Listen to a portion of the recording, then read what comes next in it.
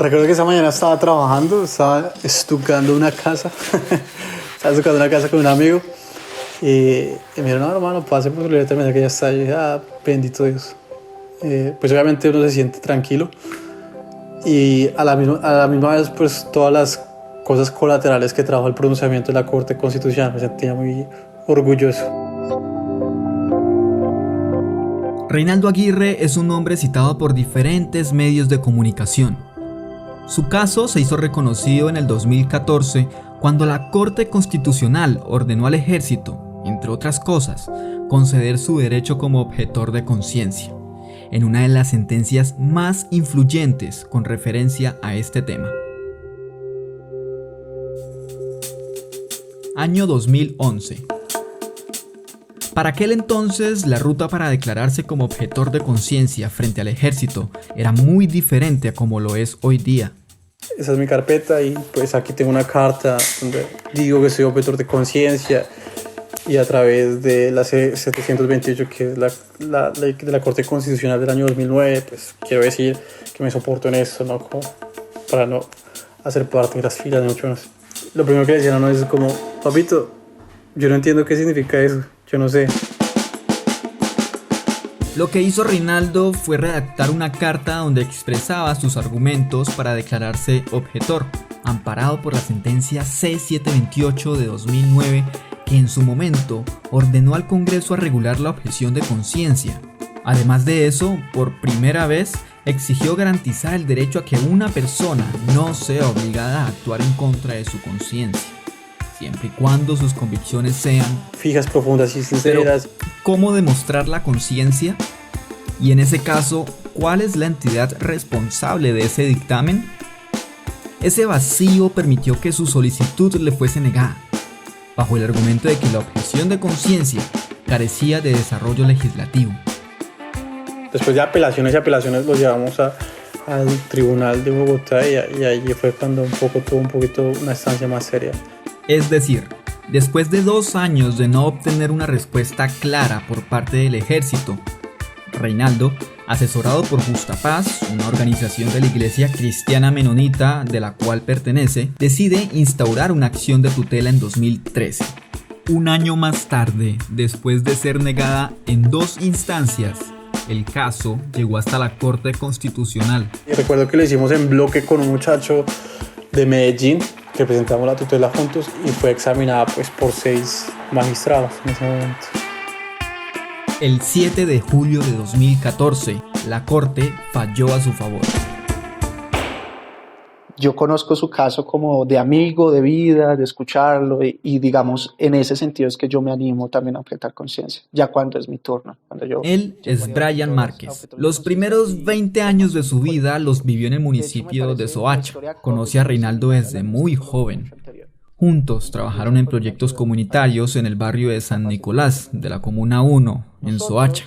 Yo inicio con un amigo, Reinaldo, un grupo de ayuda, de activismo, de sensibilización, nosotros le decíamos así, hace como 6 años en Soacha, cuando apenas yo empezaba mi proceso y él ya estaba como a finales de su proceso frente a los militares de objeción de conciencia. Ahí es donde se empieza el proceso. Año 2015. Para ese momento, Brian contó con varias ventajas jurídicas. No solo se amparó en la decisión de la Corte en 2009, sino que su proceso también se vio beneficiado por la sentencia T-455, o sea, del proceso de Reinaldo, así como también la T-018 de 2012. Vamos por partes. En el 2012 se presentó otro caso similar con un joven en Antioquia. La Corte resolvió que debía respetarse su derecho y además ordenó al Ministerio de Defensa realizar pedagogía de la sentencia C-728 de 2009, ya que, como sucedió en el caso de Reinaldo, los funcionarios desconocían el derecho. Por otro lado, la sentencia de Reinaldo, la T-455 de 2014, fue determinante porque ordenó que las solicitudes de los jóvenes deben ser respondidas en un plazo máximo de 15 días hábiles y que sus respuestas deben ser de fondo y sin ambigüedades. Evidentemente fue mucho más que 15 días. A pesar de todo, Brian presentó diferentes irregularidades durante su proceso, de hecho, muy similares a las que vivió Reinaldo.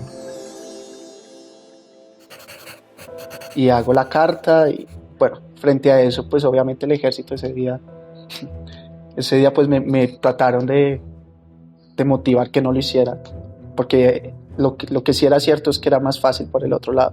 Es decir, que comprara la libreta.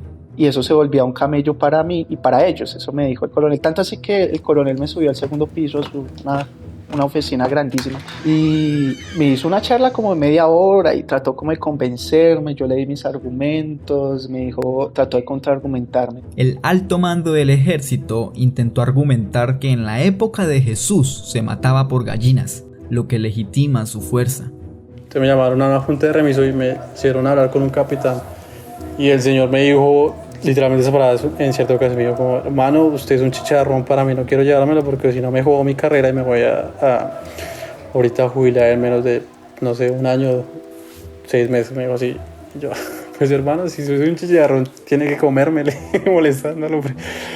Es claro que a pesar de las múltiples sentencias de la corte, el ejército intentó evadir su responsabilidad a la hora de hacer valer el derecho a la objeción de conciencia.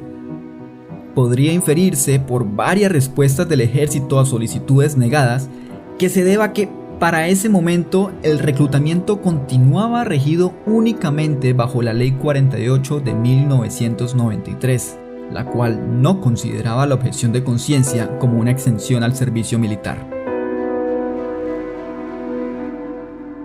No, yo lo hago por convicción. Era también el sentido de una total incredulidad a la manera de enfrentar el conflicto históricamente aquí en Colombia, ¿no? Entonces me parecía que a partir de mi caso, así fuese un caso más, era como otro granito de arena de decir políticamente no estoy de acuerdo, de resistirme y dejar como un precedente, así fuese muy pequeño, de alguien más que no está de acuerdo con el conflicto. Yo me acuerdo que inicié con 4 personas en el proceso acompañados por Justa Paz, y de esas 4 personas fue la única persona que continuó con el proceso fui yo.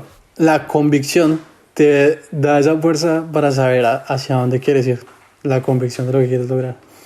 La convicción de tener paz, o la convicción como una voz interna que te diga hacia dónde quieres dirigirte.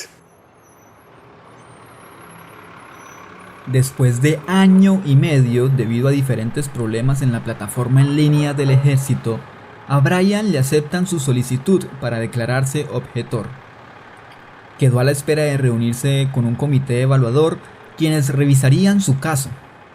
Pero fue solo hasta el 21 de septiembre de 2017, Día Internacional de la Paz, cuando su situación fue resuelta sin la necesidad de la orden de un juez. Ese día se dirigía hacia el Distrito de las Américas para acompañar el proceso de otro amigo. Por casualidad, se encontró con la misma secretaria que recibió su caso y el de Reinaldo en el distrito de Soacha.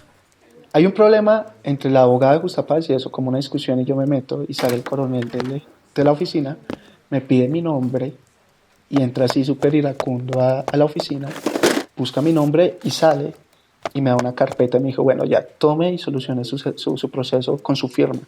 Ahí ya se destraba en el sentido de que me reconocen como objetor de conciencia.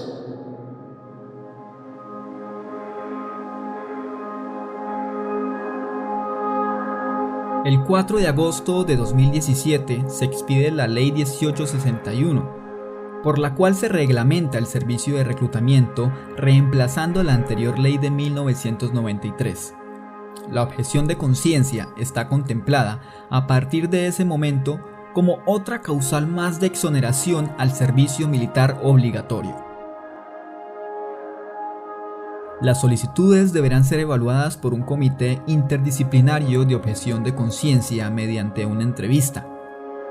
Sin embargo, este comité está compuesto casi por completo por militares, 4 de ellos de alto rango, más un psicólogo y un abogado del batallón.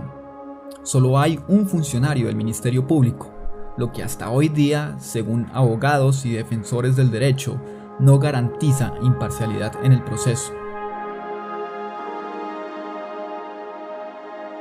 Aunque hay algo claro en esta ley, Este avance jurídico no hubiera sido posible sin la insistencia de Reinaldo, Brian y otros tantos jóvenes que estuvieron seguros de que sus convicciones eran y continúan siendo profundas, fijas y sinceras, y no descansaron hasta demostrarlo.